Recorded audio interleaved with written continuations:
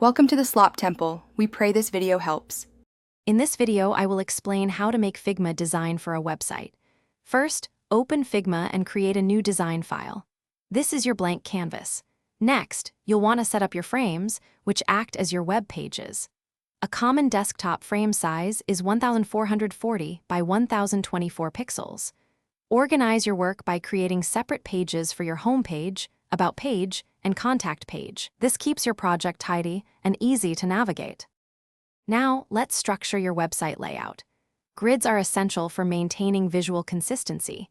A 12-column grid is a popular choice for web design. Develop reusable components for elements such as buttons, input fields, and navigation items. This saves a significant amount of time and ensures uniformity across your design. Focus on designing a clear and intuitive navigation bar, typically positioned at the top of your page, with links to your main sections.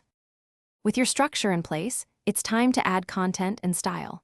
Populate your frames with engaging text, high-quality images, and relevant icons. Choose a cohesive color palette, perhaps 3 to 5 primary colors, and select 2 to 3 complementary fonts for your typography. Utilize Figma's auto layout feature to make your design elements responsive. This ensures your website looks great on various screen sizes, from large desktops to smaller mobile devices. Finally, let's bring your design to life with prototyping. Link your frames together to simulate user flows, making your static design interactive.